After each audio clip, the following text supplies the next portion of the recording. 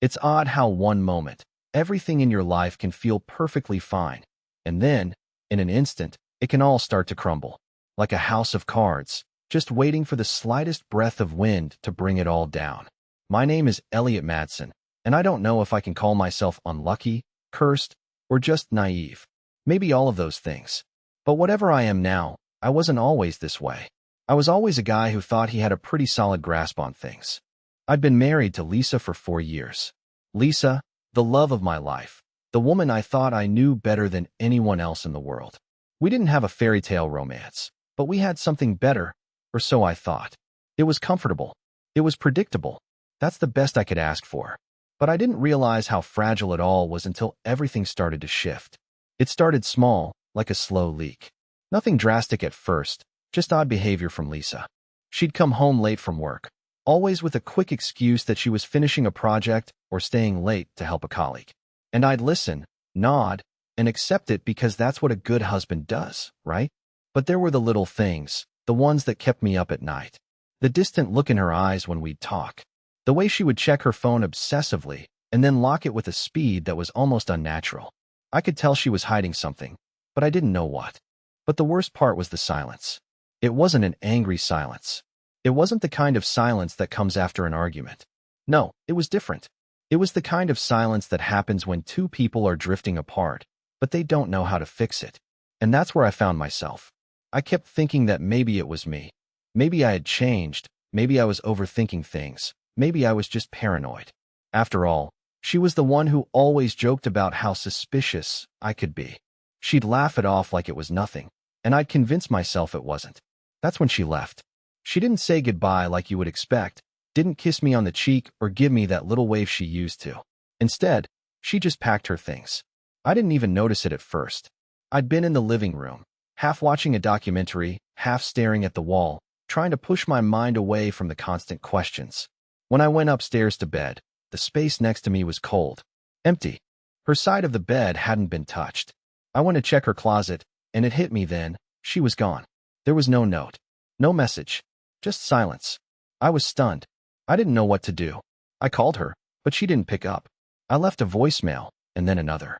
The hours dragged on, and the pit in my stomach grew deeper. What had happened?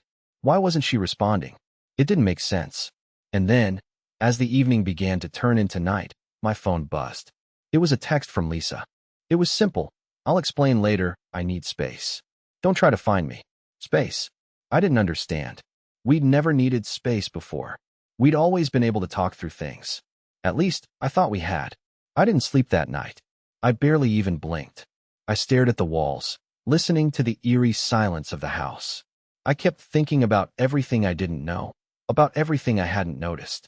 What had I missed? Where had I failed? It wasn't until the next morning that I got the call. It wasn't from Lisa. It wasn't even from someone I knew.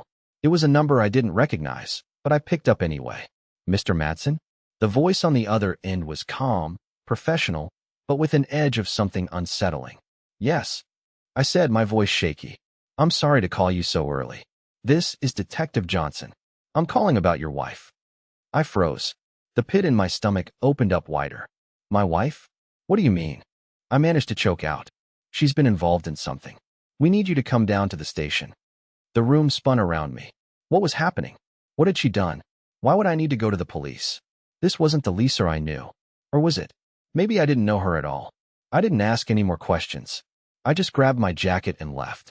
The drive to the station felt like hours, even though it was only 20 minutes. The radio played the same song over and over, and I couldn't focus on a single word. I was numb. I had no idea what to expect, no idea where Lisa was, or why I was being pulled into this nightmare. When I walked into the station, I was led into a small, sterile room. A woman behind the desk handed me a cup of coffee, which I didn't touch. And then, a few minutes later, Detective Johnson walked in. He wasn't what I expected. He wasn't older, or gruff like you see in movies. He looked almost ordinary. Mr. Madsen, he began, sitting down across from me. I'm sorry to bring you in under these circumstances. I know this must be confusing. Confusing? My mind was already racing ahead, jumping to conclusions I couldn't even put into words. We've been investigating some things related to your wife, he continued, his tone neutral. She's been involved in some activities that have raised some red flags. I was about to ask what the hell he meant when he held up his hand, almost as if he were bracing me for something. I need you to know, Mr. Madsen, this is more serious than you realize. And then, he dropped the bombshell. Your wife has been under investigation for the last 6 months, and we believe she's been hiding things from you. I sat there in complete silence. I barely registered what Detective Johnson was saying. His words felt like they were coming from somewhere far away, as if they were distant echoes bouncing off the walls of my mind. Your wife has been under investigation. She's been hiding things from you. The words repeated in my head like a bad dream I couldn't wake up from. But no matter how hard I tried, I couldn't escape the reality of the situation. I stared at Detective Johnson, my brain working overtime, trying to piece together any information that made sense, trying to understand why I was even here. What had Lisa done? What had she been hiding from me? I felt dizzy, nauseous even. This wasn't the Lisa I knew. She was calm, organized, dedicated to her work. She had always been the kind of person who could be counted on. She had never seemed secretive or deceptive. And yet, here I was, sitting in a sterile police interrogation room, being told that my wife was involved in something dangerous, something criminal. My mind raced through 1,000 questions, but the detective's voice brought me back to the present. Mr. Madsen, your wife has been involved with a group that is under investigation for multiple criminal activities. We've tracked her movements, her contacts, and we have evidence that suggests she has been aiding them. We have reason to believe she may have been working with them for much longer than we initially thought, Detective Johnson explained, his voice unwavering. I could feel the heat rise in my face. My pulse thumped in my ears. What are you saying? Are you telling me my wife is some kind of criminal? I asked, the words tasting bitter on my tongue. Johnson leaned back in his chair, folding his hands in front of him. I don't know the full extent of her involvement, but we have surveillance footage, financial records, and intercepted messages that suggest she may have been compromised. She's connected to a group we've been tracking for a while. People who deal in things they shouldn't be. His eyes narrowed slightly. I know this is a lot to take in, but the situation is serious. I felt the walls closing in on me. I could hardly breathe. How could this happen? How could Lisa, the woman I loved, the one I had shared everything with, be caught up in something like this? The pieces of my life, the life I thought I understood, began to shift, to fracture. I don't understand. This doesn't make sense. Lisa would never do something like this, I said, my voice shaky. The words came out, but they felt hollow. How could I be so sure? Could I have missed something? Had I been so blind to her secrets that I never saw the truth? You don't know everything about her, Mr. Madsen. People can hide a lot, even from those closest to them, the detective replied, his tone softened but firm. You think you know someone, but trust me, the signs were there. We've seen it before. She was careful, but not careful enough. I shook my head, the weight of his words pressing down on me. I had spent years building a life with Lisa. We had plans, we had dreams. I thought I knew her better than anyone. But what if I didn't? What if the woman I'd shared my bed with, the woman I'd confided in, wasn't the person I thought she was? How do you know all this? I asked, my voice cracking. How long have you been watching her? Why didn't you tell me sooner? My anger began to boil over, my frustration mixing with fear and confusion. It felt like I was drowning in my own thoughts. Johnson didn't seem fazed by my outburst. He had been through this before. We've been monitoring her for 6 months. We've tried to reach out to you, but we didn't have enough to go on until recently. We couldn't just accuse her without solid proof. But now we've got it. We need your help to understand what's going on. Help? The words sounded foreign coming out of my mouth. What do you mean, help? I'm just a normal guy. What do I have to do with this? You know her better than anyone, Mr. Madsen, he said, his eyes locking with mine. We need you to think. We need you to help us piece together what she's been involved in, the people she's been meeting, the places she's been going. There are connections we haven't made yet, and you might be the key to unlocking them. I felt a sinking feeling in my chest. The thought of helping the police investigate my wife felt wrong. But if I didn't, what was I left with? I had to know what was going on. I had to know the truth. I'll help you, I said, my voice barely above a whisper. But I need to talk to her. I need to hear it from her. I need to know what she's been hiding. Detective Johnson stood up, the chair scraping loudly against the floor.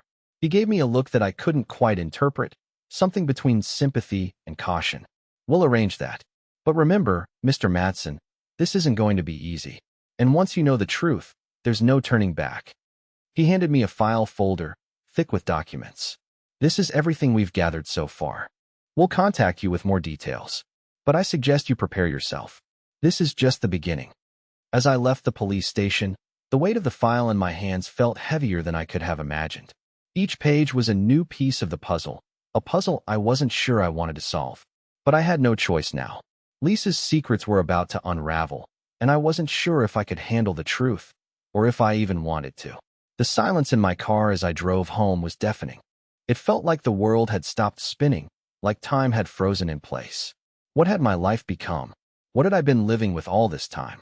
And the worst part? I had no idea what I would find when I finally confronted Lisa. I wasn't ready for what was coming next, but I had no choice but to face it. I could only hope I was strong enough to survive whatever truth Lisa was hiding. I barely slept that night. The entire world felt like it was spinning in slow motion, my thoughts endlessly looping around everything I had just learned.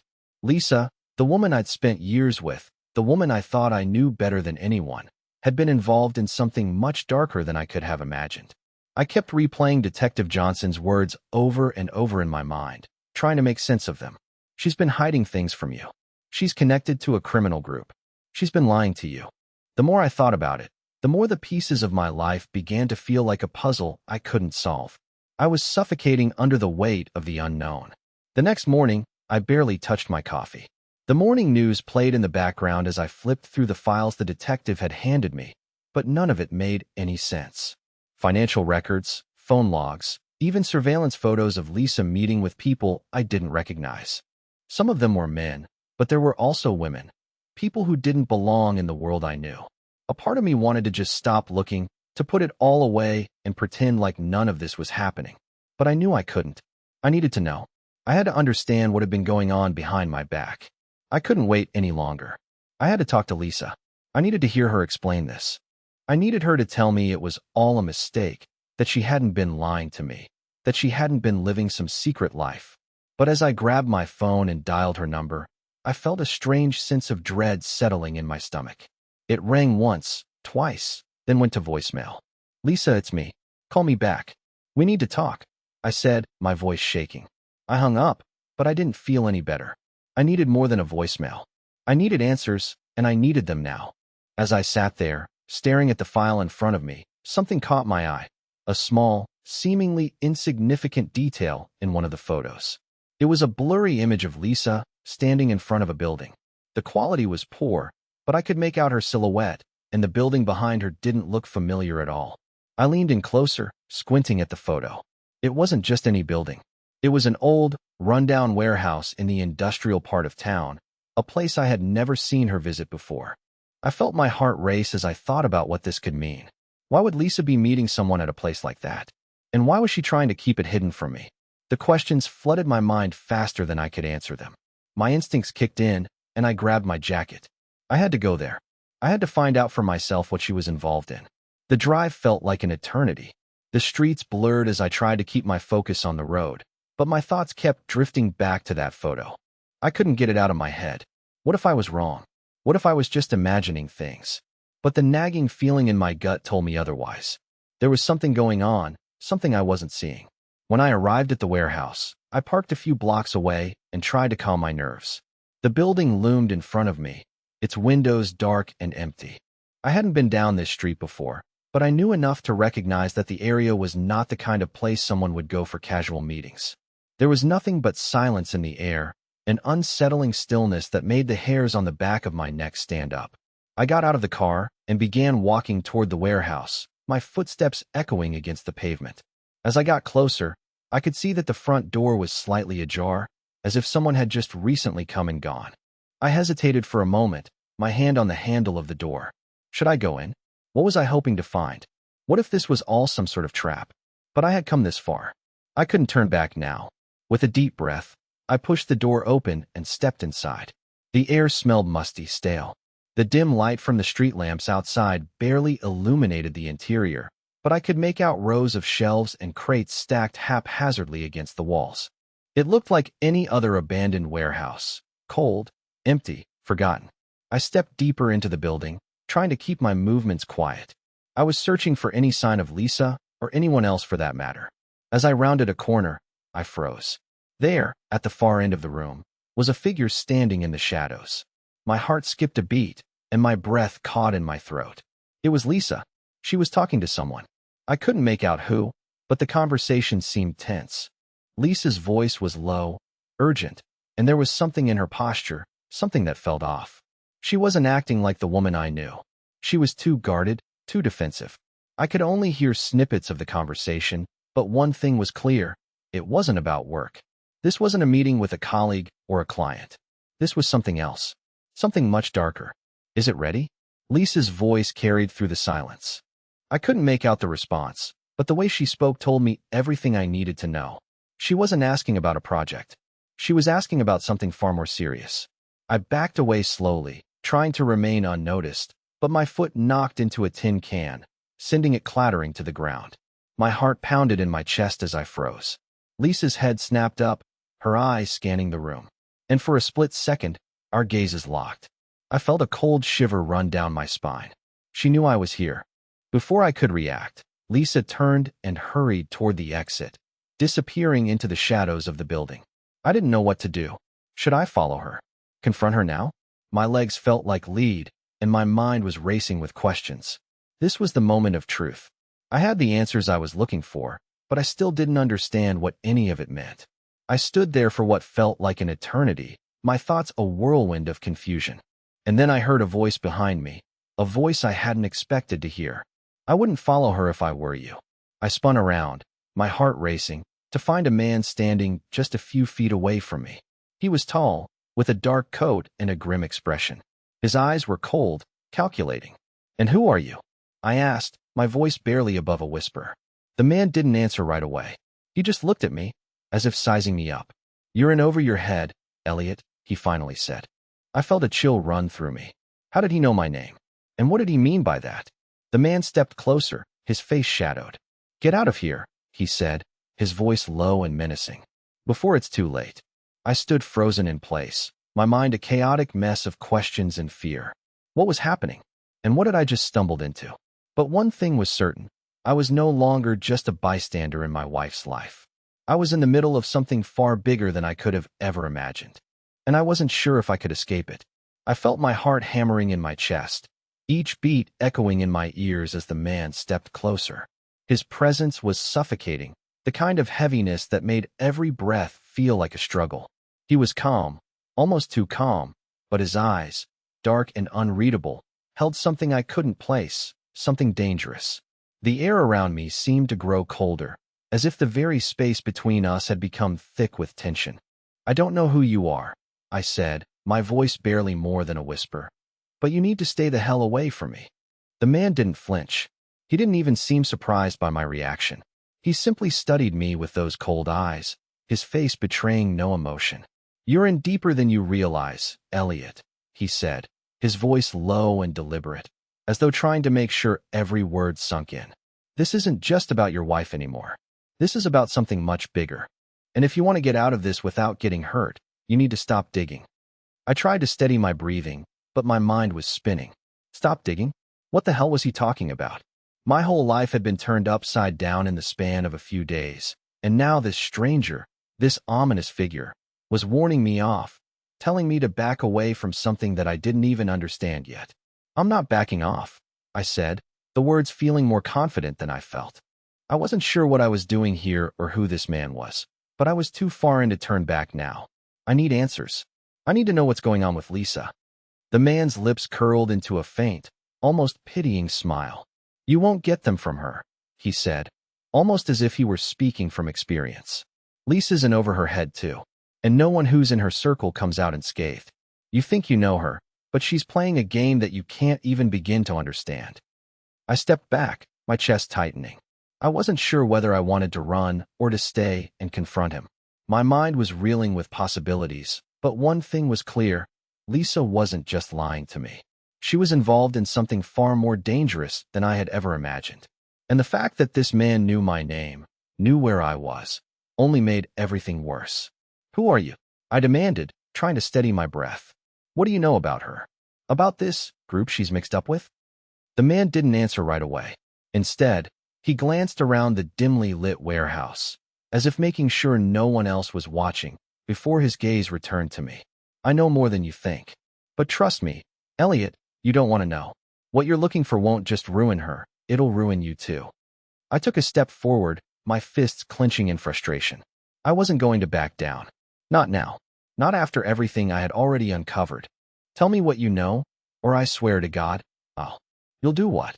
The man interrupted, his voice suddenly sharper, more menacing. You don't have the power to threaten me, and you don't have the strength to change what's coming. I froze.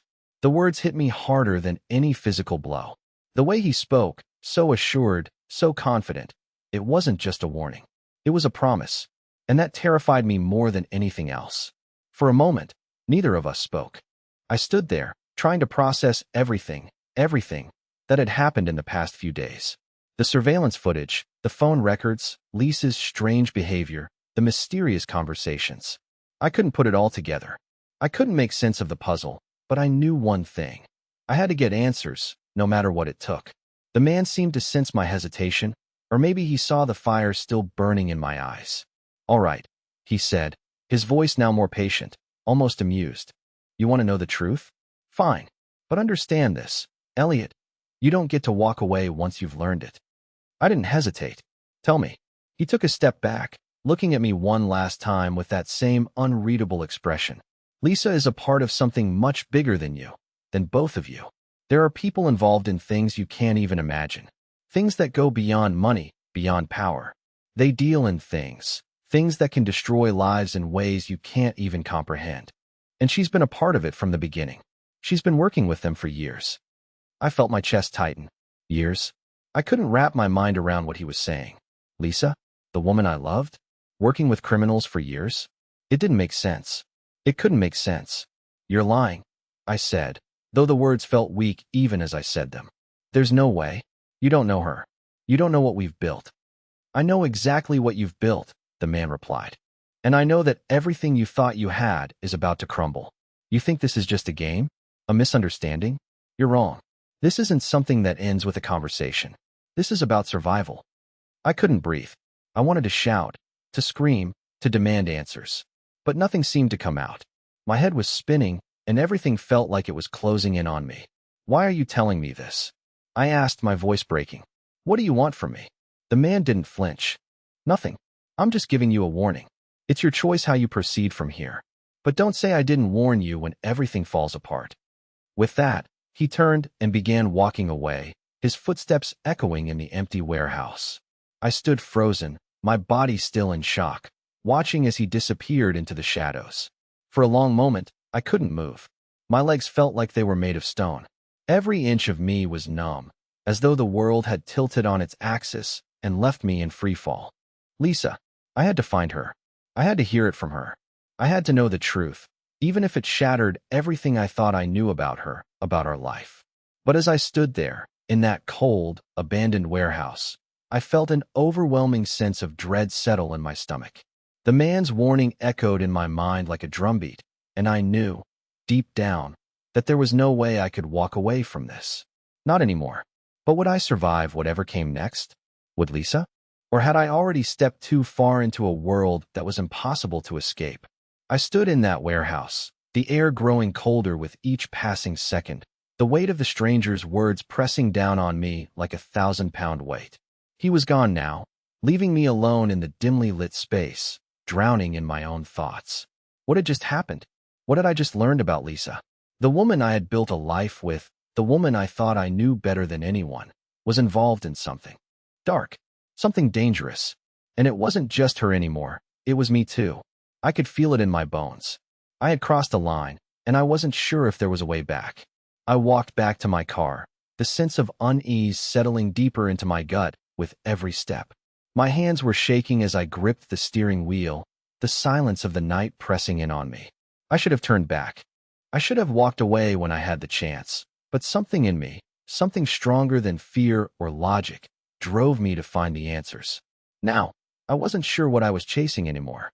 Was it Lisa I wanted to understand, or was it something darker, something I could never truly grasp? The drive back to my apartment felt endless. My thoughts raced in circles, spinning out of control. I couldn't stop thinking about that man's warning. This isn't something that ends with a conversation. This is about survival. What did he mean by that? Was Lisa in danger? Was I? And if I confronted her now, what would happen?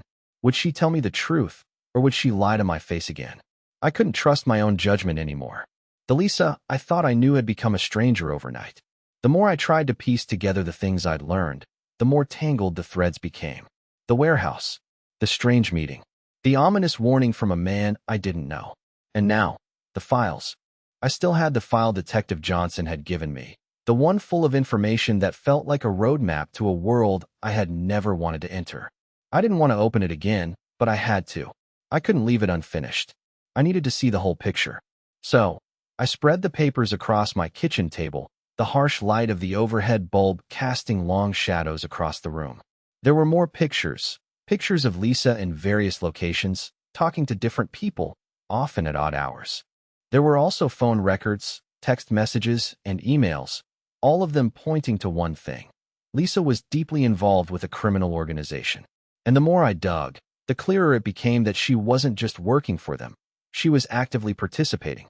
I felt bile rise in my throat as I went through the documents, my mind struggling to absorb the truth. There were even encrypted communications that seemed to suggest she had been a part of a money laundering scheme for the past year. But the most chilling piece of all was the name. A name that kept appearing in the files, a name that sent a cold shiver down my spine. Adrian Blackwood. I didn't recognize the name at first, but it was clear from the context that Blackwood wasn't just anyone. He was a high-ranking figure in the organization Lisa had been working with. And as I traced the connections, I saw that Blackwood wasn't just involved in illicit activities. He was the mastermind behind some of the most dangerous, far-reaching operations in the city. His name was whispered in circles of power and crime, and everyone who crossed him seemed to disappear. I felt the world tilt on its axis. How had Lisa gotten involved with someone like him? What had she gotten herself into? And what did this mean for me? I slammed the folder shut, my mind racing. I couldn't breathe. The walls felt like they were closing in on me. What had I done? What had I become a part of? The answers I had been searching for had only led to more questions, and each one felt like a deeper hole I was digging for myself. I couldn't just sit here and let this consume me. I needed to talk to Lisa. I needed to confront her and find out everything. But as I sat there, the realization hit me. Confronting her might not be enough. She wasn't just hiding things from me. She was hiding things from everyone. She was playing a game I couldn't even begin to understand, and I didn't know if I could survive in this world she had built without being consumed by it. I grabbed my phone and dialed her number again. This time, it went straight to voicemail. My hands trembled as I left a message. Lisa, please, call me back. I don't know what's going on, but I need to talk to you. I need to hear your side of this. Whatever it is, I can't keep going without the truth. I hung up and stared at the phone in my hand, waiting for it to ring, waiting for her to reach out to me. But deep down, I knew it wasn't going to be that simple. I knew that Lisa wasn't just going to walk back into my life and explain everything away. She couldn't. She had already crossed a line I wasn't sure either of us could come back from. The silence in my apartment was deafening. I tried to calm my mind, but I couldn't. My thoughts were like a storm, raging, relentless.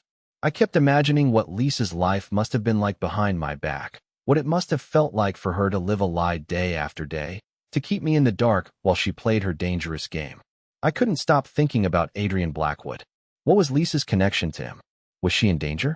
And if so, what did that mean for me? I had no answers, just more questions, and no matter how much I tried to push it all aside, the truth kept gnawing at me. This wasn't just about Lisa anymore. This was about my own survival. I knew I couldn't stay in this apartment much longer. I couldn't keep waiting for Lisa to come back to me and explain. I had to take matters into my own hands. The more I thought about it, the more I realized that if I was going to get answers, I couldn't do it alone. I needed to find Adrian Blackwood.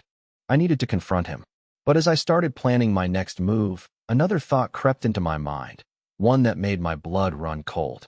What if, by trying to find the answers, I was already in too deep? What if this was a game I couldn't win? What if the only way out was to cut all ties, to walk away from everything I knew? But how could I do that when the woman I loved was the one who had dragged me into this mess? I didn't have the answers, but I knew one thing for sure. I was no longer the man I used to be, and I wasn't sure if I could ever go back. I had to do something. I couldn't just sit in this apartment anymore, drowning in my own thoughts, waiting for a phone call that might never come. The silence had become unbearable. It wasn't just the stillness of the room. It was the silence between Lisa and me. She was out there somewhere, and I couldn't keep waiting for her to explain herself. If I wanted to know what was really going on, I needed to take matters into my own hands. I couldn't just sit here, pretending like I wasn't spiraling out of control. The phone sat in front of me, almost taunting me, as if it knew I was too scared to use it. The truth was, I was terrified.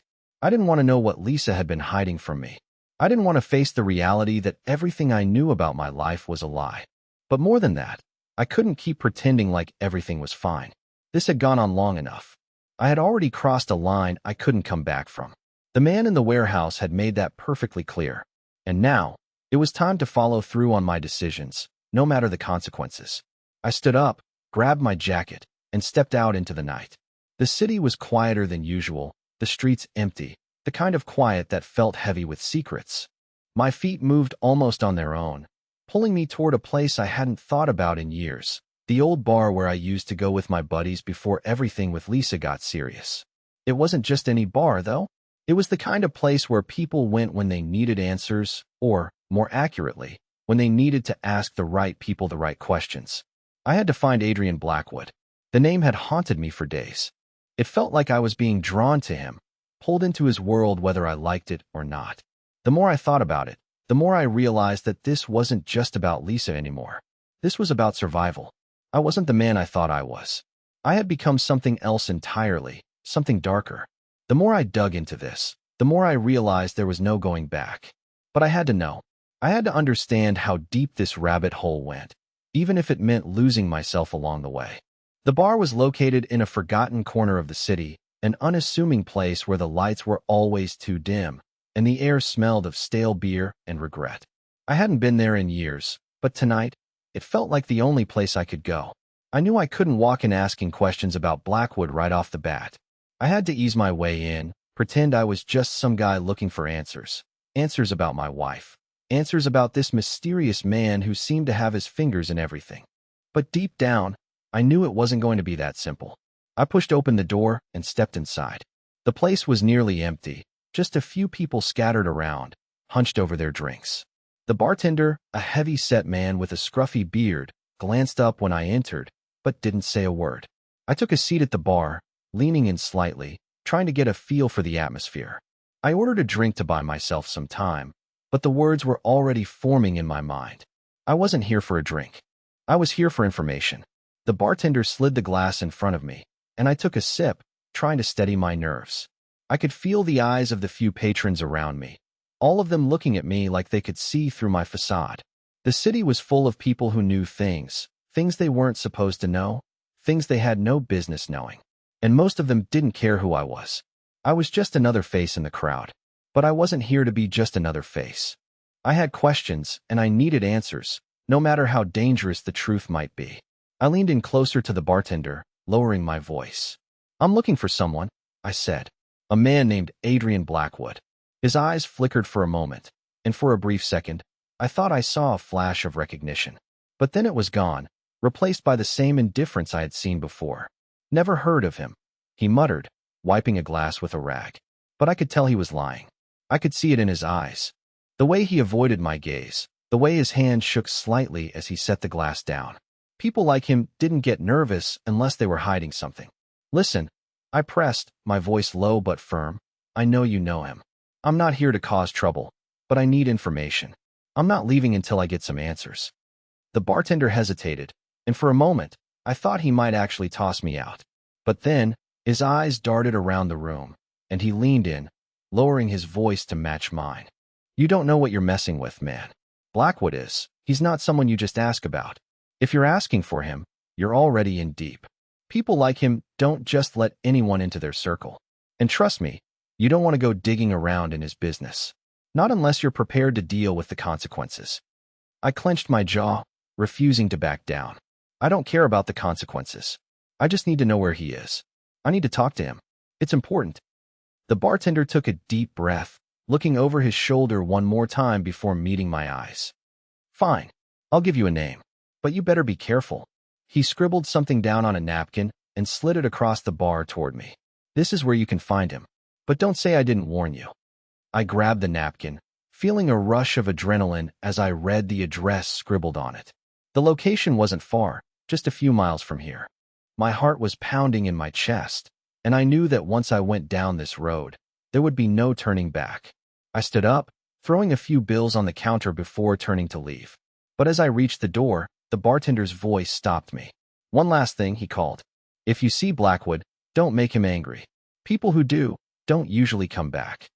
I nodded without saying anything, my mind already on the address. I was in this now. There was no turning back. The night air hit me like a slap in the face as I stepped outside, my breath fogging in front of me. I had a destination.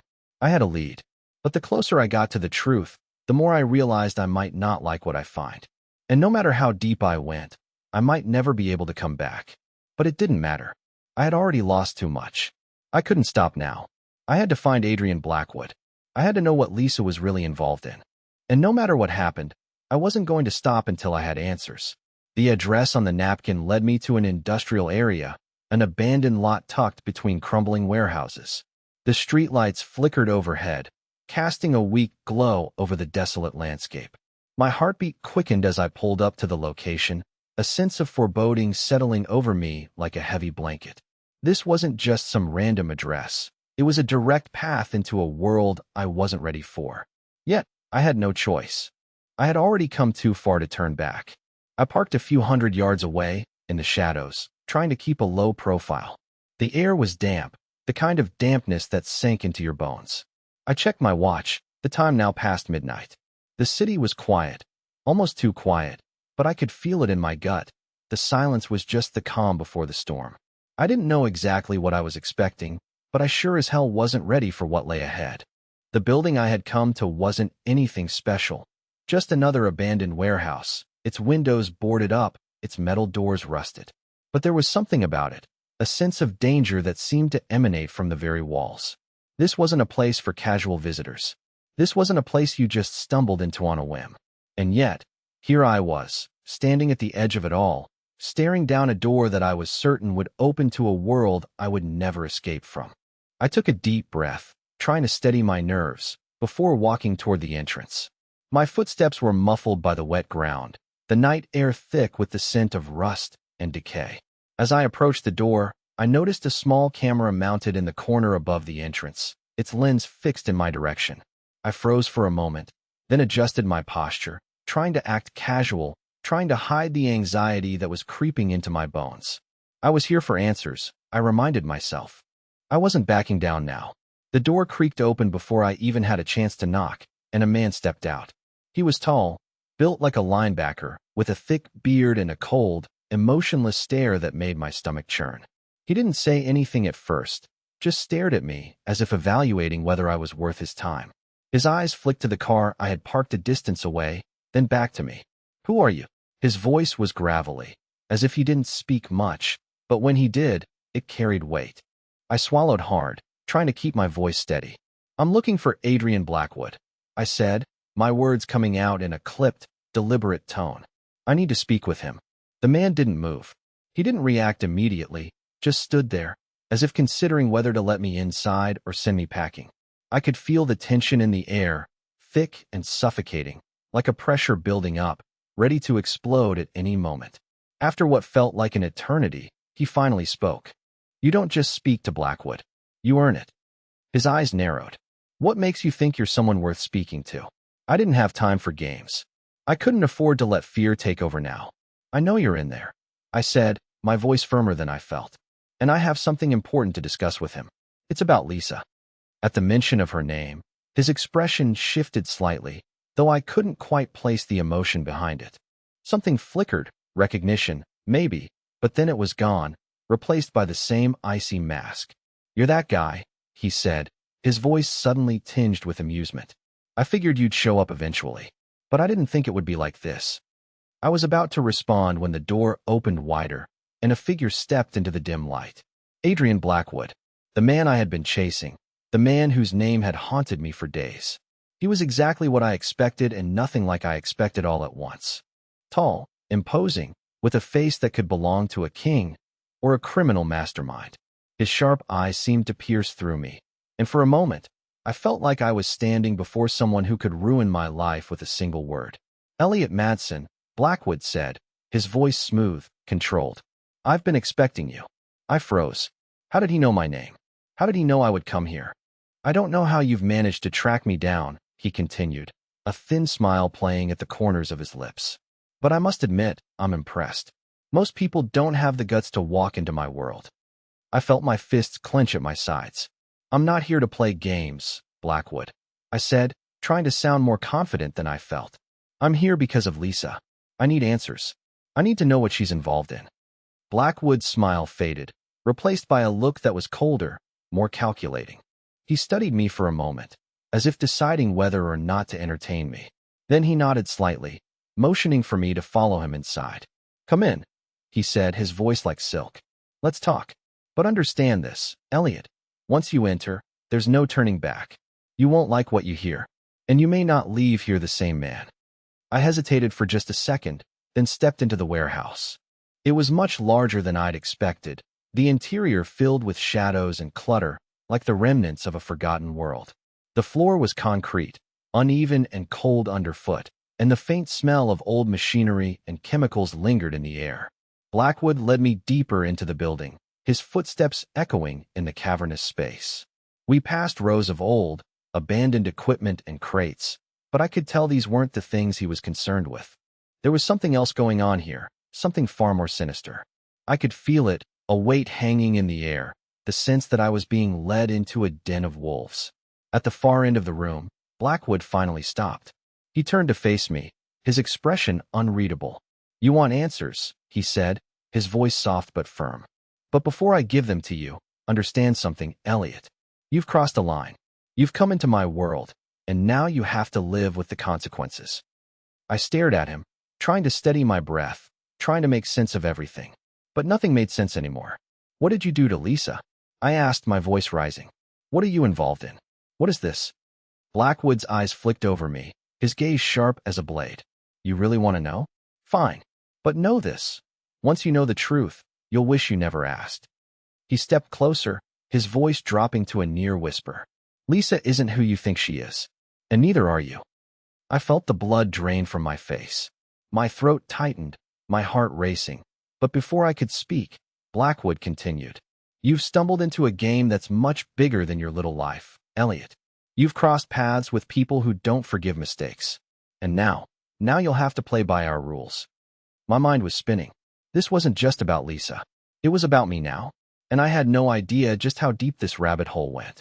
Blackwood took a step back and motioned to the shadows behind him. Let's begin, shall we? And with that, everything I thought I knew about my life, about Lisa, and about who I was, began to unravel. The truth was darker than I could have imagined. I stood there in the cold, shadowy warehouse, the weight of Blackwood's words sinking in like an anchor dragging me under. Every nerve in my body screamed at me to run, to escape before I got any deeper into this mess. But there was something else, something stronger than fear, hope. I needed to know the truth. And no matter how dark it seemed, I wasn't going to back away from it. Blackwood watched me closely, as though waiting for my reaction. He didn't say another word, just let the silence hang heavy between us. I took a deep breath, trying to steady myself. The room felt smaller with every passing second, but I couldn't let myself show fear. I had come this far, and I was going to finish what I started.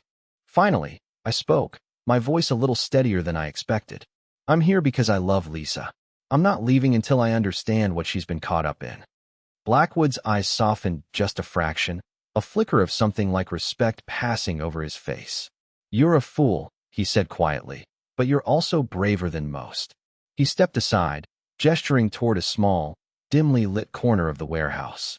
At first, I couldn't see what he was indicating, but as my eyes adjusted to the light, I saw a table covered with papers, documents, and a few photos. Lisa's face was among them. She didn't look like the woman I knew. Her smile was different, forced almost, but I didn't recognize the people she was with. Blackwood walked over to the table and flipped through the papers before turning back to me. You've been looking in the wrong places, he said. Lisa isn't involved in the way you think. She's not just working for us. She's been trying to get out. The words hit me like a punch to the gut. My thoughts immediately raced to everything I had seen. The meetings, the phone calls, the late nights. But something about Blackwood's tone made me pause. I needed more. I needed to hear it from Lisa.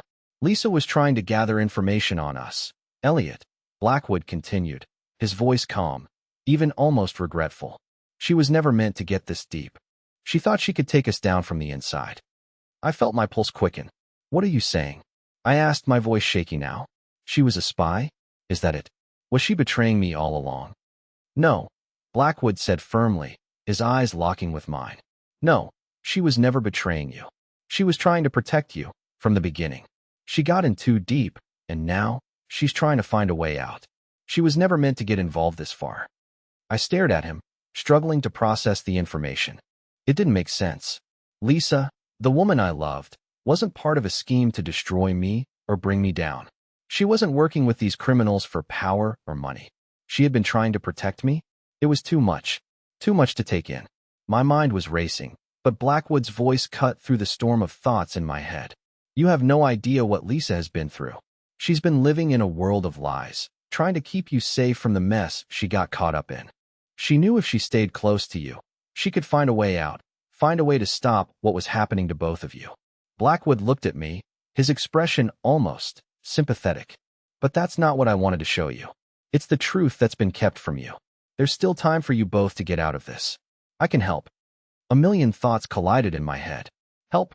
Blackwood, the man I'd thought was the mastermind behind all of this, was offering to help me? To help us? I wanted to laugh in disbelief. But there was something about the way he spoke, the look in his eyes, that made me hesitate. Could this be real? Was there a chance for Lisa and me to escape all of this? To walk away? I glanced at the photos on the table again. One of the pictures was a recent one, showing Lisa with a man I didn't recognize. But she was smiling, genuinely. She looked like she hadn't in weeks. The image of her, so full of life, hit me harder than anything else. My heart tightened with a rush of emotion. I realized then that I couldn't walk away from this. I couldn't just leave her out there. Not when she had been trying to protect me all along. I don't know if I can trust you, I said, taking a step back, my mind still swirling with doubt. Blackwood didn't flinch. He was used to being doubted. I'm not asking you to trust me, Elliot. I'm asking you to trust her. Lisa. I looked at the table one last time, at the woman I had thought was lost to me, and my decision became clear. I couldn't keep running from the truth. I had to face it, for her, for me, for the life we could still have. I'll help her, I said, more to myself than to Blackwood. But if you're lying to me, if you're playing some game with my life, I won't let you get away with it. Blackwood nodded, as if he expected no less. I'm not playing games, Elliot. This is bigger than all of us. But you and Lisa have a chance, if you act now. I turned, heading for the exit, the weight of everything pressing down on me. But this time, I wasn't running away. I was moving toward something, toward a future with Lisa, toward a chance to rebuild what we had. The night air felt different as I stepped outside, the chill not as suffocating anymore. The world still felt uncertain, but for the first time in days, there was a spark of hope in my chest. I didn't know what the future held, but I was ready to face it. With Lisa by my side, and the truth finally in the open, I knew we could overcome whatever came next. As I made my way home, my phone buzzed. It was a text from Lisa. I'm sorry. I'll explain everything when I see you. Just know, I love you. Tears welled up in my eyes as I read the message, a weight lifting from my chest. She loved me, and I was going to fight for us. No matter what. The truth had set me free.